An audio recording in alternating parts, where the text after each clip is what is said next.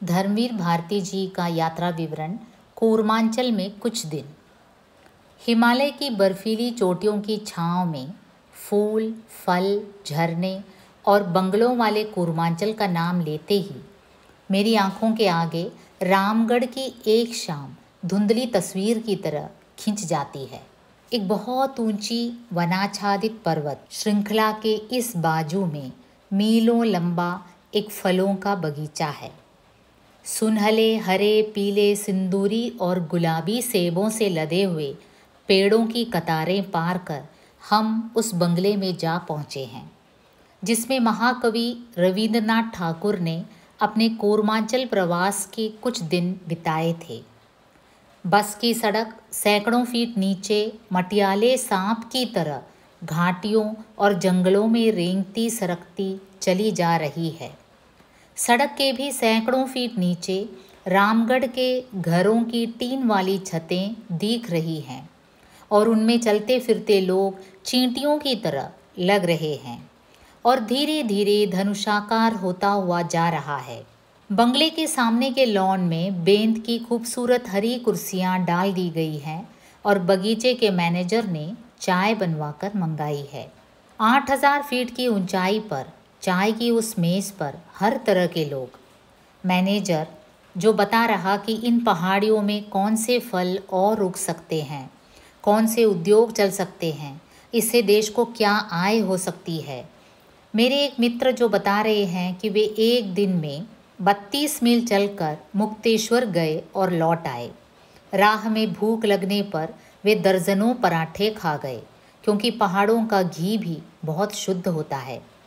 मेरी पत्नी जिसे दुख है कि सूरज डूब गया, अब उसका कैमरा बेकार है और मन में सोच रही है कि काश इन पहाड़ों पर सेब की जगह हरी मिर्ची के बगीचे होते। अर्जेंटीना का एक साधु जो आत्मा की अमरता, हिमालय का आध्यात्मिक प्रभाव, अनेकता में एकता और वेदांत की माया पर कुछ चिरपरिचित बातें कर रहा है। इन भांति भांति के लोगों के बीच चुप, कुछ कुछ सहमासा, कुछ मंत्रमुग्ध, बार बार उधर देखता हुआ जिधर हिमालय की मुख्य हिमवती चोटियाँ बादल और धुंधलके में छिपी हुई हैं, जो सिर्फ एक शाम में अकस्मात चमक उठी थी। बादलों का अवगुंठन उठाकर रामगढ़ के उत्तर में बर्फ के फूलों के धनुष की तरह अर्धवृत्ताकार में फैल गई थी। उस दिन से बादलों में जो छिपी तो फिर दिखी नहीं, पर मन में जाने कैसी प्यास भर गई। वहाँ उन सेबों के बीच बैठा हुआ भी मैं वहाँ नहीं था, उन्हीं अदृश्य घाटियों में भटक रहा था, उन्हीं खोई हुई श्रृंखलाओं की ओर चला जा रहा था, बिल्कुल अकेला। जाने किस जादू से सब कुछ जैसे एक प्रतीक में बदल गया था। जिंदगी के गर्द गुबार और धुंधलके को चीर कर वह कौन सी ऊंचाइयाँ हैं जो अकस्मात चमक कर फिर छिप जाती है और मेरा मन अकुला उठता है, उनकी ओर चल पड़ता है। एक निरंतर अनथक यात्रा, चरैवेती चरैवेती, चलते चलो चलते चलो। उस दिन हिमालय मुझे अपना चिरपरिचित लगा था, जिसे मैं जाने कब से ढूंढ रहा था, जो यहाँ भूमि पर उदित होने से पूर्व जैसे मेरे मन की गहराइयों में अंतराल में सोया पड़ा था। और जब से वे हिमालय की चोटियाँ यहाँ उग आई, तब से मन का वह हिस्सा रिक्त पड़ा है, खाली पड़ा है और तभी से वह हिमालय को खोज रहा है कि उसकी रिक्तता, उसका खालीपन फिर भरा भरा सा हो जाए। चाय के प्याले खटकते हैं और उधर काला खान के जंगलों में एक चिड़िया निरंतर रट लगाने लगती है, जूहो जूहो जूहो। इस दर्द भरी पुकार से हम सब परिचित हैं। ताकुला की गहरी घाटियों में, उस बांझ के वनों में, कौसानी के झरनों पर, क्लियूर में गोमती के किनारे यह पुकार हर यात्री को सुनाई पड़ती है। यह चिड़िया बराबर बोलती है, जूहो जूहो जूहो। हमारी उत्सुकता देखकर मैनेजर ने बताया कि इस पक्षी के बारे में एक मार्मिक लोक कथा कूर्मांचल में प्रचलित है। कहते हैं कि किसी ज़माने में एक अत्यंत रूपवती पहाड़ी कन्या थी जो वर्ड्सवर्थ की लूसी की तरह झरनों के संगीत, वृक्षों के मरमर और घाटियों की प्रतिध्वनियों पर पली थी। लेकिन उसका पिता गरीब था और लाचारी में उसने अपनी कन्या मैदानों में ब्याह दी। वे मैदान जहाँ सूरज आग की तरह तपता है, जहाँ झरनों और बंगलों का नामो निशान नहीं, जहाँ भूखे अजगरों की तरह धधकती लुएं आदमी को साबुत निगल जाती है। प्रियतम के स्नेह की छाया में वर्षा और सर्दी तो किसी तरह कट गए, पर सूर्य के उत्तरायण होते ही वह अकुला उठी। उसने नहर जाने की प्रार्थना की, पर सास और ननद ने इनकार कर दिया। वह धूप में तपे गुलाब की तरह मुरझाने लगी। श्रृंगार छूटा, वेश विन्यास छूटा, खाना पीना छूट गया। अंत में सास ने कहा, अच्छा कल तुम्हें भेज देंगे। सुबह हुई, उसने आकुलता से पूछा, जूहो यानी कि जाऊं? सास ने कहा, भोल जाला, कल सुबह जाना। वह और भी मुरझा गई। एक दिन किसी तरह कटा। दूसरे दिन उसने पूछा, जूहो? सास फिर बोली, भोल जाला। रोज़ वह अपना सामान संवारती, प्रिय से विदा लेती और पूछती, जूहो? रोज़ सास नाराज़ होकर मुंह फेर कर कहती, भोल जाला। एक दिन जेठ का दस्तपा लग गया। धरती धूप से चटका गई। वृक्षों पर चिड़ियाँ लू खाकर गिरने लगी। वधू ने फिर हाँफते हुए सूखे गले से अंतिम बार सास से पूछा, जूहो? सास ने पंखे की डंडी से पीठ खुजाते हुए कहा, भोल जाला। फिर वह कुछ नहीं बोली। शाम को एक वृक्ष के नीचे वह अचेतन पड़ी हुई मिली, प्राणहीन। गर्मी से काली पड़ गई थी। वृक्ष की डाली पर एक चिड़िया बैठी थी जो गर्दन हिलाकर बोली, जूहो? और उत्तर की प्रतीक्षा न कर नन्हे नन्हे पंख फैलाकर कूर्मांचल की ओर उड़ गई। मैनेजर ने चाय का प्याला रखते हुए कहा, तब से आज तक कूर्मांचल के जंगलों में एक चिड़िया दर्द भरे स्वर में बार बार पूछती है, जूहो जूहो जूहो। और फिर एक कर्कश पक्षी स्वर सुन पड़ता है, भोल जाला। और फिर वह चिड़िया चुप हो जाती है, एक बेबसी की चुप। हम लोगों ने भोल जाला का स्वर नहीं सुना, पर कुछ देर निरंतर रट के बाद वह चिड़िया अपने आप चुप हो गई। उसका दर्द हमें बहुत गहरे छू गया। ऐसे घाव तो हम सबों के मन में है ना। पता नहीं किन हरियाली घाटियों के वासी हमारे प्राण उन अपरिचित निर्मम परिस्थितियों की सीमा में बंधे परदेश में भटक से रहे हैं और उसी सुदूर के प्यासे हैं। वह सुदूर हमें बार बार बुलाता है और हम पूछते हैं, जूहो? और हमारी विवशताएं, हमारे बंधन, हमारी सीमाएं कर्कश स्वर में कहती है, भोल जाला। और हम चुप हो जाते हैं। पर वह प्यास तो चुप नहीं होती, वह रटती जाती है, जूहो जूहो जूहो।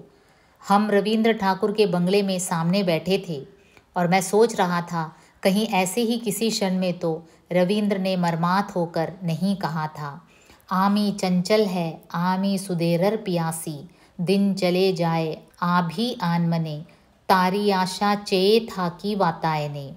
और इसी प्यासे वाकुल होकर कूर्मांचल के इस सुकुमार कवि पंत ने कहा था, क्या मेरी आत्मा का चिरधन मैं रहता नित उन्मन उन्मन, क्या उसकी आत्मा का चिरधन स्थिर अपलक नयनों का चिंतन, क्या खोज रहा है वह अपनापन। कालिदास से लेकर सुमित्रानंदन पंत तक हिमालय भारतीय कवि की आत्मा में बराबर यह प्यास जगाता रहा है। कूर्मांचल हिमालय का द्वार है। कूर्मांचल के पहाड़ों से दिखने वाला हिमालय पता नहीं कैसे अपने आप खींचने लगता है। इस अजीब से आकर्षण को सबसे पहले मैंने कौसानी में अनुभव किया। मचकाली के खतरनाक मोड़ और अल्मोड़े की सूखी नीरस घाटी में होते हुए कोसी पार कर सोमेश्वर की हरी उपजाऊ घाटियों से लेकर जब हम कौसानी पहुँचे तो लगभग निराश से थे। महात्मा गांधी ने अपने जीवन के कुछ अत्यंत रमणीय दिन यहाँ बिताए थे और उन्होंने इस स्थान की तुलना स्विट्ज़रलैंड से की थी। हम लोगों को चारों ओर कोसी की घाटी दिख रही थी, पर उसमें क्या ऐसी विशेषता थी? थोड़ा और आगे बढ़े, चढ़ाई शुरू हुई, बस का अड्डा आया और हम उतर पड़े। वह सामने सहसा क्या दिख पड़ा, बादल धीरे धीरे हट रहे थे और त्रिशूल का गगनभेदी शिखर उदित हो रहा था। तीसरे पहर के सूरज की सुनहरी धूप उन श्रृंखलाओं के शिखरों और गहरों पर अजब रहस्यमयी ढंग से बिखर रही थी। अभी केवल एक शिखर दिख रहा था, लगभग 30-40 मील दूर होगा, पर लग रहा था जैसे वह सामने खड़ा है, बिल्कुल हमारे माथे पर झुका हुआ। कभी कभी तो लगता था कि अनंत काल से उस शिखर पर जमी हुई बर्फ की ठंडी ठंडी भाप हमारे माथे को आशीर्वाद की तरह स्पर्श कर रही है। नयन, मन, प्राण बंध जाने की बात सुनी थी, पर अनुभव उसी दिन हुआ। लगा जैसे हमारी चेतना का कोई अंश ऐसा ज़रूर है जो धरती के कठोर यथार्थ से हमें ऊपर की ओर उठा रहा है, वहाँ जहाँ अनंत काल से शुभ्र श्वेत हिम जमा हुआ है। इन्हीं शिखरों को शंकराचार्य ने देखा था, इन्हीं में कालिदास भटके थे, इन्हीं में विवेकानंद ने आत्म साक्षात्कार किया था। क्या यह केवल भ्रम था? फिर मैं इस समय यह क्या महसूस कर रहा हूँ? एक अलौकिक शांति और एक दूर से आती हुई पुकार जो इन हिम शिखरों के रहस्यमय वातावरण में मुझे बुला रही है। उस एक क्षण में मुझे जैसे असीम और अनंत में आस्था होने लगी। लगा जैसे मेरे अस्तित्व का चरम साफल्य हिमालय की ऊंचाइयों से ज़रूर मेल खाता है। मुझे लगा जैसे मेरा वास्तविक व्यक्तित्व वही है। यहाँ तो जैसे मैं छद्मवेश धारण कर आप धर्म का जीवन बिता रहा हूँ। एक दिन यह सब नीचे छोड़कर उन्हीं ऊंचे शिखरों पर जाना है। यह जो मैं आजकल जी रहा हूँ, यह तो उस यात्रा की तैयारी मात्र है। कब वह बेला आएगी जब पूछूंगा जूहो जाऊं, और फिर उस समय कोई भी मेरी यात्रा कल के लिए स्थगित न कर सकेगा। मैं अपने नन्हे पंख खोलकर आकाश नापता हुआ इन्हीं ऊंचाइयों की ओर उड़ूंगा। कूर्मांचल में बीते हुए बाकी दिनों में भी यही प्यास अपने को दोहराती रही। क्लूर की घाटी में श्वेत पत्थरों पर बहती हुई गोमती में जब मैं जी भर कर नहाया, डुमलोट के रास्ते में चीड़ और रोडोडेंड्रन के घने जंगलों में जब मैं भटकता फिरा, घनी अंधेरी रातों में नैनीताल की सुंदर झील में हरी नीली बस्तियों के प्रतिबिंबों पर से जब अपनी नाव खेता फिरा, ताकुला में घने बादलों से घिरकर जब नन्ही फुहारों से भीगता रहा, तब बराबर महसूस करता रहा कि ये कुछ सौभाग्यशाली दिन हैं जब हम अपने जीवन को गहरे स्तरों पर जीते हैं, जब हमें जीवन की परिधि असीम मालूम पड़ती है और हमें अपने अस्तित्व के नए और गहरे अर्थ मिलते हैं। किसी भी कलाकार के लिए इस प्यास को भूल जाना घातक होता है। हिमालय ने वह प्यास फिर कुरेद दी। इसके लिए मैंने चरम आभार के उस क्षण में मन ही मन उसे प्रणाम किया था, और अब भी जब उसका ध्यान आता है, मेरा सर कृतज्ञता से नत हो जाता है।